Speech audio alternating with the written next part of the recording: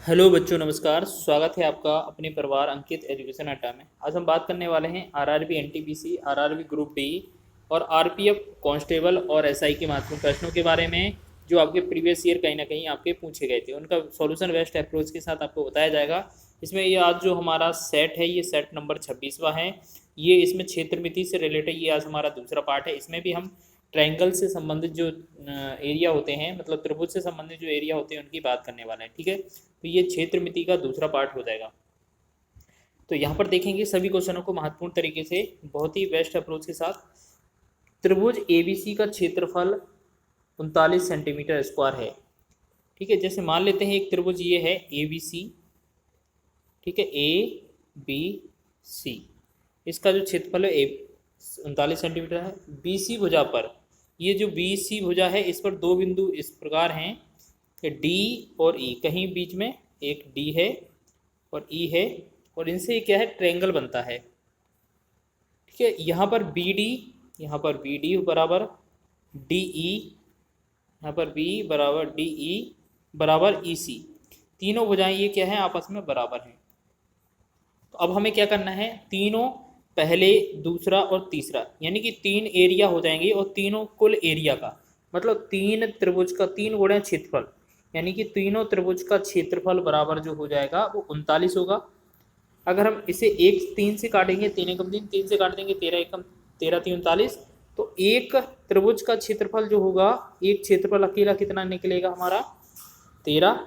ठीक है, तो इस प्रकार है, डी ये बराबर है। फिर बोला गया है तो त्रिभुज ए डी सी का क्षेत्रफल क्या हुआ। त्रिभुज ए डी सी, देखिए ये वाला पूछा है, यानी कि पहला ये वाला और दूसरा ये वाला, इन दोनों को जोड़ना है। तो सेम सेम अगर एरिया है तो दो हिस्सा का एरिया निकालना है। तो एक एरिया का जो क्षेत्रफल है, जो एक एरिया है, एक का एरिया 13 है, तो दो का कितना निकलेगा, तो दो का क्षेत्रफल जो निकलेगा वो 2 गुणे 13 या 13 गुणे में 2 निकलेगा, 13 गुणे में 2, तो 13 दूना कितना होगा 26। तो 26 जो होगा इस क्वेश्चन का राइट आंसर हो जाएगा, 26 वर्ग सेंटीमीटर या 26 सेंटीमीटर स्क्वायर। नेक्स्ट आगे बढ़ेंगे, अगला क्वेश्चन है हमारा, यदि 64 सेंटीमीटर परिमाप वाले एक त्रिभुज की अंतः त्रिज्या 8 सेंटीमीटर है तो उस त्रिभुज का क्षेत्रफल ज्ञात कीजिए। देखिए यहाँ इस क्वेश्चन के लिए बहुत ही आसान सी ट्रिक है कि अगर आपको क्षेत्रफल निकालना में पड़े तो हम जो भी त्रिज्या दी गई है अंतः त्रिज्या, ठीक है, अंतः त्रिज्या, और गुणे में क्या करना होता है, परिमाप। ठीक है, परिमाप, और बटा में कर देते हैं तो, जिससे हमारा आंसर निकल आएगा। ठीक, तो अंतः त्रिज्या कितना है, 8 है। ठीक है, 8 है, और जो परिमाप है वो कितना है, 64 है। और इसे हम दोनों को 2 से भाग करेंगे, हमारा आंसर हो जाएगा। तो 2 से 2 एकम 2, 2 चौके 8, और 64 का 4 में गुणा करेंगे तो 4 चौके 16, और 4 से 24 एक 25, तो 256 जो बनेगा इस क्वेश्चन का राइट आंसर बनेगा। तो कभी भी आपको याद रख लेना है, अगर इस तरीके का पैटर्न बनता है तो इसी तरीके का यूज़ करना है। चलिए नेक्स्ट बढ़ेंगे अगले क्वेश्चन की ओर। अगला क्वेश्चन देखेंगे। नेक्स्ट क्वेश्चन लिखा है, दो त्रिभुज के आधारों का अनुपात 4:5 और उनके क्षेत्रफलों का अनुपात 8:15 है, तो इनकी संगत ऊंचाइयों का अनुपात क्या हो जाएगा। तो सबसे पहले बात कर लेते हैं, जो इनका जो अनुपात दिया है आधार का, वो अनुपात कितना है, 4:5 या 4/5। मान लेते हैं पहले वाले की ऊंचाई h है और दूसरे वाले की, नीचे वाले की ऊंचाई h2 है। जब इनका जो क्षेत्रफल निकलता है तो इनका अनुपात हो जाता है 8:15। बस इसको सॉल्व करना है, 4 से काटेंगे, 4 एकम 4, 4 दूनी 8, 5 एकम 5, 5 तिया 15। तो हमने देखा जो H1 है हमारा, H2 के साथ अनुपात जो बन रहा है, मतलब H1 और H2 जो अनुपात में है, तो इनका जो बन रहा है वो 2/3 बन रहा है। 2/3 का मतलब 2:3, तो ऑप्शन नंबर ए इसका राइट हो जाएगा। ये एनटीपीसी का 2021 का प्रश्न है। आगे बढ़ेंगे नेक्स्ट क्वेश्चन की ओर। अगला प्रश्न है, दो समरूप त्रिभुजों के संगत ऊंचाइयां 8 सेंटीमीटर और 11 सेंटीमीटर है, उनके क्षेत्रफलों का अनुपात क्या होगा।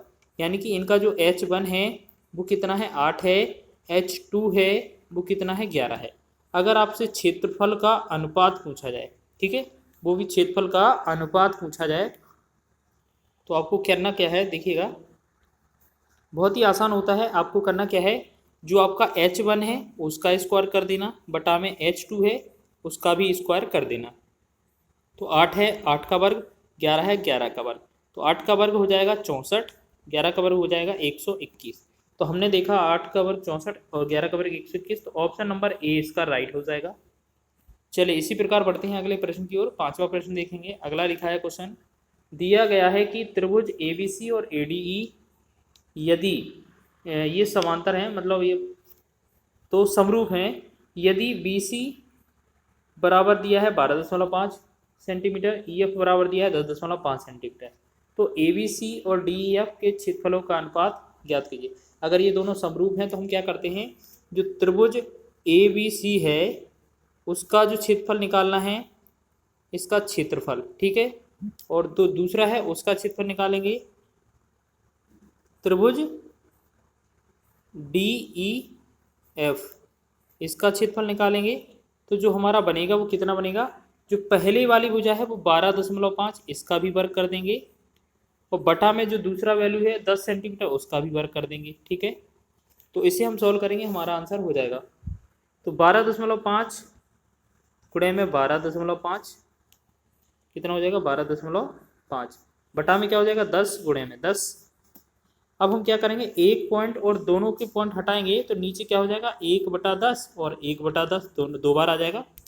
अब हम करेंगे 5 से 25 बार कट जाएगा, 25 × 125, 5 से 5 दूना 10, फिर 5 से काटेंगे 5 25 और 5 से काटेंगे 5 दूना 10, 5 से काटेंगे 5 एकम 5, 5 से काटेंगे 5 दूना 10। अब इस 125 को काटेंगे 25 पंचे 125 और 5 दूना 10। तो हमने देखा कि ऊपर क्या बचा 25 बचा, और यहाँ पर 2 2 दूना 4, 4 दूना 8, 8 दूनी 16, 25/16 जो है कैलकुलेट करने पर आ रहा है। तो ये ऑप्शन नंबर डी इसका राइट हो जाएगा हमारा। ये एनटीपीसी में पूछा गया था। आगे बात करेंगे हम, अगला ये क्वेश्चन रिपीट हो गया है। चलिए यहाँ पर आगे देखेंगे। नेक्स्ट क्वेश्चन है हमारा, यदि किसी समबाहु त्रिभुज की प्रत्येक भुजा को 3 गुना कर दिया जाए तो नए समबाहु त्रिभुज का क्षेत्रफल क्या होगा। तो आपको याद रखना है, अगर आपका पहले ए भुजा थी, अब कितनी कर दी जा रही है 3a। अब पहले का जो क्षेत्रफल बनेगा वो कितना बनेगा, √3/4, क्षेत्रफल क्या हो जाएगा ए का a² हो जाएगा। और ऐसे ही अब बोला जाएगा जैसे √3/4 दूसरी तरफ भी होगा, लेकिन a से 3a से क्या हो जाएगा 3a का वर्ग करेंगे तो ये हो जाएगा 9a²। तो हमने देखा यहाँ पर a² अकेला है, यहाँ पर 9a² है, तो हम कह सकते हैं कि ये 9 गुना हो जाएगा, ठीक है ना। तो 9 गुना हो जाएगा, तो 9 गुना प्रारंभिक क्षेत्रफल का 9 गुना, ऑप्शन नंबर डी इसका राइट है। आगे बढ़ेंगे नेक्स्ट प्रश्न की ओर। 7वां प्रश्न है, यदि किसी त्रिभुज का परिमाप 28 सेंटीमीटर है, इसकी अंतः त्रिज्या 3.5 सेंटीमीटर है, इसका क्षेत्रफल ज्ञात कीजिए। इस तरीके का जो क्वेश्चन है वो शुरुआत में मिला था, हमने आपको बताया था कि अगर क्षेत्रफल निकालना मिले तो जो त्रिज्या होगी, ठीक है, जो त्रिज्या होगी, त्रिज्या उसका जो गुणा करना है परिमाप में कर देना है और बटा में 2 लिख देना है, ठीक है। त्रिज्या कितना है, त्रिज्या और परिमाप, तो त्रिज्या कितना दिया है 3.5 और परिमाप कितना दिया है 28, बटा में 2 कर देंगे, सॉल्व कर देंगे, आंसर हो जाएगा 2 एकम 2, 2 से काटेंगे 14 दूना 28। तो हमने देखा कि 3.5 गुणे में 14, इनका गुणा करेंगे 14 पंचे 70, 14 3 42 और 7 49, यानी कि जो बनेगा 49 वो हमारा आंसर बनेगा। ऑप्शन नंबर ए इसका राइट आंसर हो जाएगा।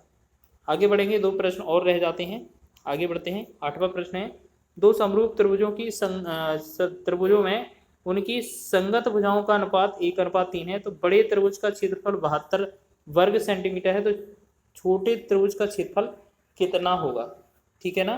तो यहाँ पर क्या करते हैं, सबसे पहले जो पहला क्षेत्रफल लिखा है उसे 72 लिखेंगे, दूसरा क्षेत्रफल हम मान लेते हैं इनमें छोटा। तो एक काम और करेंगे, इसमें जो 72 है वो यहाँ पर दोबारा लिखेंगे। यहाँ पर क्या है, जो बड़ा वाला क्षेत्रफल है या छोटा वाला देखते हैं। यहाँ पर भुजाओं का अनुपात क्या है, ऊंचाइयों का अनुपात, संगत भुजाओं का अनुपात तो 1/3 है। तो हम क्या करेंगे, वैसे ही इनका अनुपात लिखेंगे क्षेत्रफल के हिसाब से, ठीक है ना। चलिए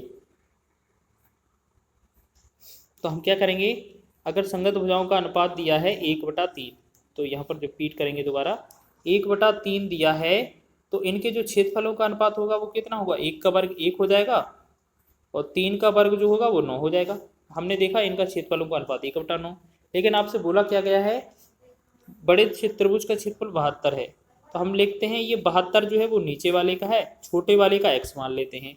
इसी प्रकार इसका जो आंसर कितना 1/9 बनना था जो कि क्षेत्रफल के हिसाब से, तो 9 एकम 9 हो जाएगा, 9 आठे 72 हो जाएगा। क्रॉस गुणा करेंगे तो हम x का जो मान आएगा वो 8 एकम 8 बन जाएगा। ये जो बनेगा 8 वर्ग सेंटीमीटर, ये छोटे त्रिभुज का क्षेत्रफल बन जाएगा। यानी कि क्षेत्रफल का जो अनुपात होता है उनकी संगत भुजाओं के अनुपात के बराबर होता है। ये चीज़ आपको याद रखनी है। एक अंतिम प्रश्न है, उसको भी देख लीजिए। लिखा है दो समरूप त्रिभुजों के क्षेत्रफल क्रमशः 121 वर्ग मीटर और 64 वर्ग मीटर है। यदि पहले त्रिभुज की मध्यिका 12.1 मीटर है तो दूसरे त्रिभुज की मध्यिका क्या होगी।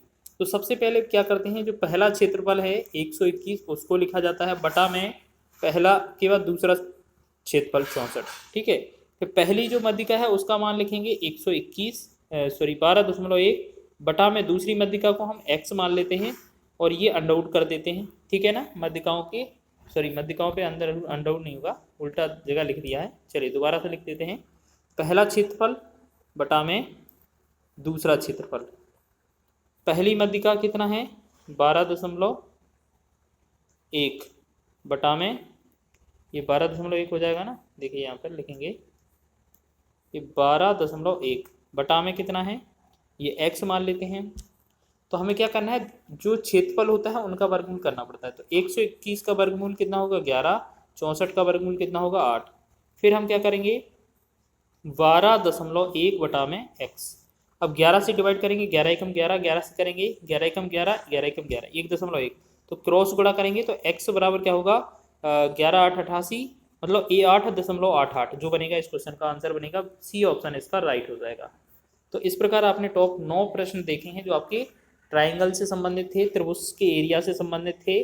और आगे आप इसी प्रकार वर्ग, घन, घनाभ और जैसे वृत्त हो गया, इसके बाद 3D भी आप इस पे देखने वाले हैं क्षेत्रमिति में। ठीक है, तो ये आपका जो प्रीवियस ईयर एग्जाम में पूछे गए थे RRB NTPC ग्रुप डी में, उनका बेस्ट सॉल्यूशन था और बहुत ही कम समय आपको कराया गया है।